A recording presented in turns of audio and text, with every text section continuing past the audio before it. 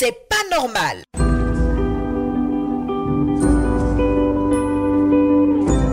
Vous êtes sur la radio numéro 1 sur l'info et le sport. Merci à toutes les personnes qui nous suivent. Voilà. Et on aimerait saluer Kissy.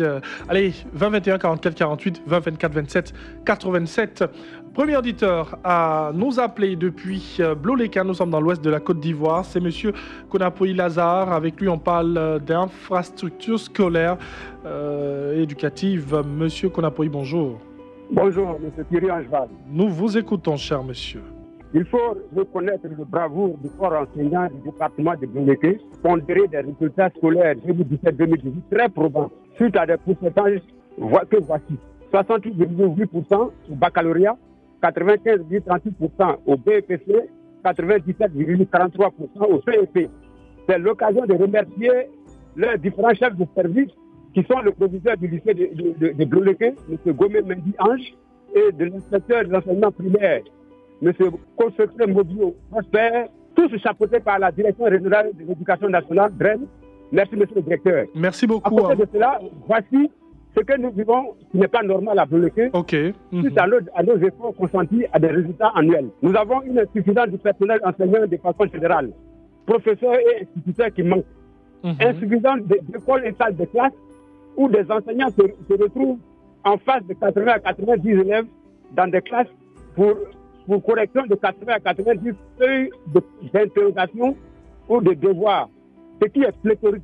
Surtout que l'école obligatoire fait partie de la politique du gouvernement actuellement. Alors, monsieur Konapoï, on va essayer de résumer parce que si on veut vous laisser aller jusqu'à la fin, on a d'autres auditeurs. Ce qu'on peut dire... Allô On va essayer de résumer pour dire que du côté de Bloléquin, vous avez besoin de certaines choses pour faire avancer le système éducatif. C'est bien cela. Merci beaucoup. Voilà. Surtout qu'il y a un masse aussi de cantines scolaires dans des écoles. On a bien compris. Merci beaucoup à vous, cher monsieur Konapoï Lazare, qui nous appelait de Bloléquin. 20 21 44 48, 20 24 27 87.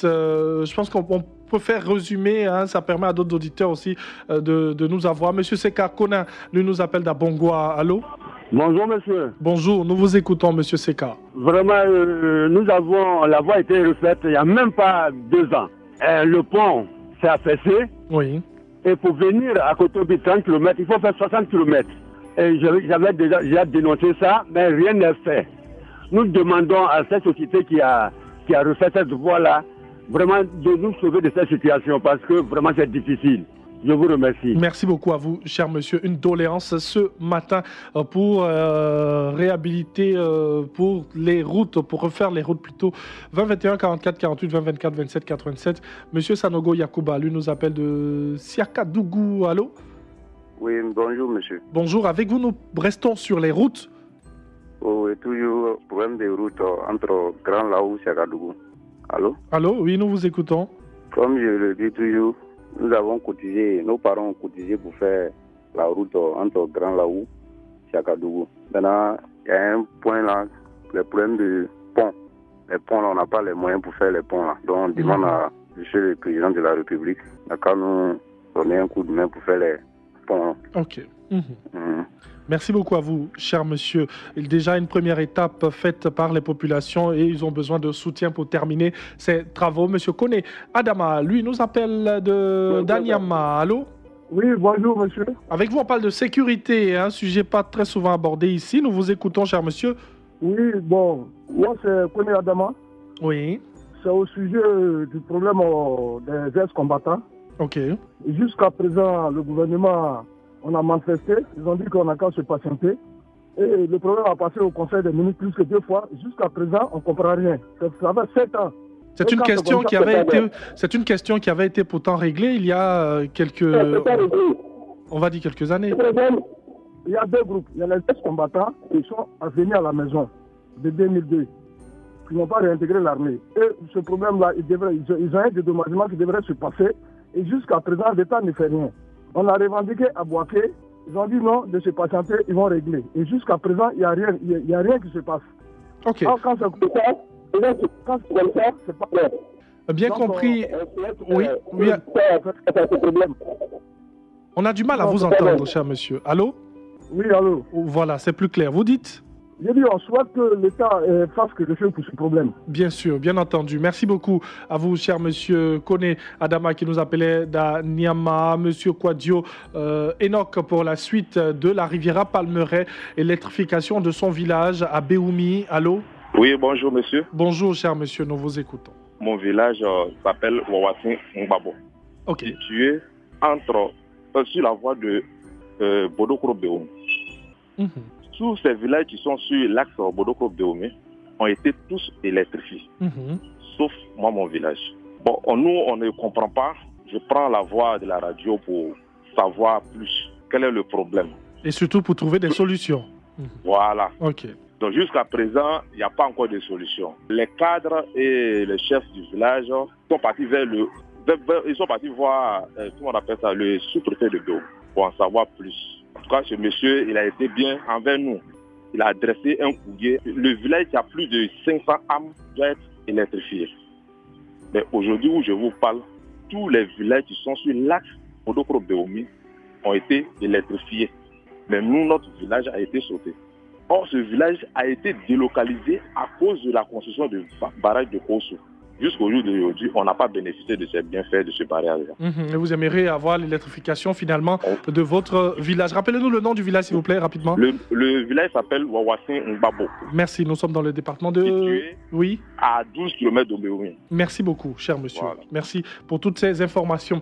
20 21 44 48 20 24 27 87. Nous partons à Boaké Campus 2 avec monsieur Tui Michael. Allô? Oui, allô? Bonjour, cher monsieur. Bonjour, monsieur. Nous vous écoutons. C'est toujours pour le problème de l'électrification de mon village. Oui. Guabafla, village situé dans le département de Vavois. On dit un village qui regorge plus de 500 habitants a normalement droit à une électrification. Bon, nous n'allons pas aller dans la logique. Moi, c'est une doléance que je demande au gouvernement pour pouvoir électrifier mon village. Oui. Guabafla, qui a eu les premiers poteaux depuis 1999. Les premiers poteaux électriques. Je vous assure que jusqu'à présent, le village n'est pas électrifié.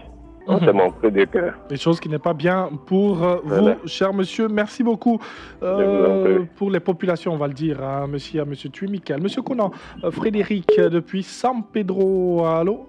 Oui, allô, bonjour, madame, monsieur. Bonjour, cher monsieur, nous vous écoutons. Oui, je suis Conan Frédéric, j'appelle de San Pedro. C'est pour l'électrification de 12 villages de la région Ngba, de Tindiekro et de Ravia. Oui. Il y a 32 villages, mais il n'y a que 20 qui ont été électrifiés en 2005. Il en reste 12. Allô? Ok, oui. Je demande au président du conseil régional d'électrifier ces 12 villages restants. C'est tout mon œuvre. C'est une doléance que vous portez à l'endroit du conseil régional. Très cruciale là. Merci beaucoup. Ok, au revoir. 20 21 44 48 20 24 27 87 sur la radio numéro 1 sur l'info et le sport. Et nous sommes avec d'autres auditeurs pour s'exprimer sur des sujets très importants pour eux. 20 21 44 48 20 24 27 87. Nous partons à l'ouest du pays avec Seigneur Regan. Monsieur Seigneur Regan, allô? Oui, allô, Thierry. Bonjour, Seigneur Regan. Bonjour, Thierry. Nous vous écoutons, cher monsieur. Voilà, et Thierry, oui. Si un poussin pleure du soir jusqu'au matin, c'est qu'il n'a pas eu une bonne couchette. Je le dis et je le redirai toujours. La route de Diokwe, tout est gâté. Tous les ponts sont cassés. Hein? Nous sommes vraiment enclavés.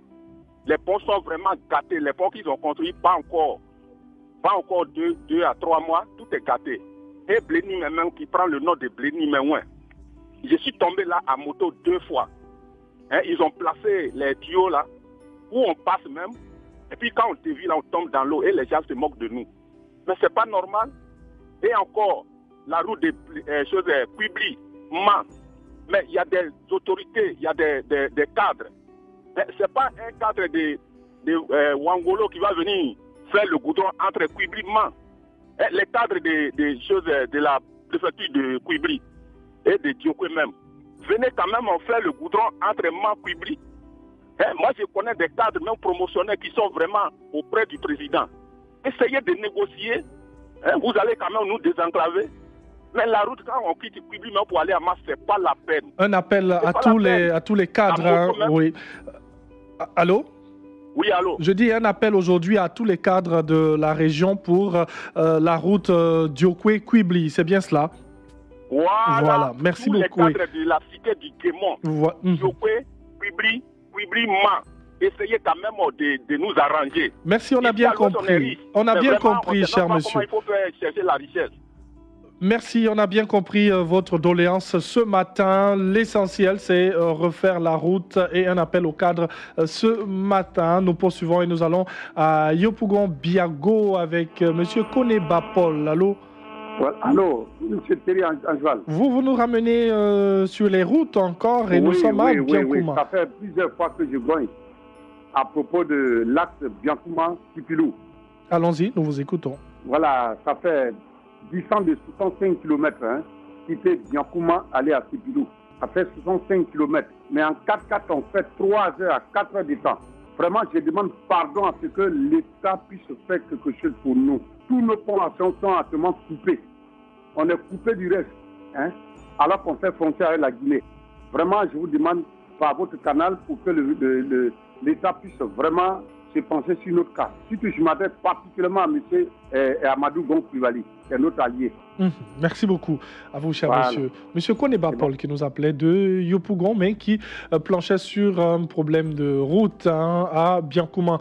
Nous allons prendre le dernier auditeur, monsieur Jean-Baptiste Kanga. Lui nous appelle de Zanfoueno. Nous sommes à Kotobi. Allô? Oui, Zanfoueno, sous-préfet de Kotobi. Et je voulais parler des pièces exigées, les pièces de monnaie, les pièces de 100, 200 francs qui sont un peu lisses. Oui. Bon, je voudrais on en a trop parlé de ça, on dirait que les gens ne nous écoutent pas. Bon, je voudrais un des responsables de la BCAO vienne sur les antennes de la radio ou bien de la télévision pour nous éclairer. Ça fait souvent des palabres entre nous ici. Ok. Revenir sur ce problème de pièces dites lisses. Il est parti, on dirait. Enfin, merci beaucoup.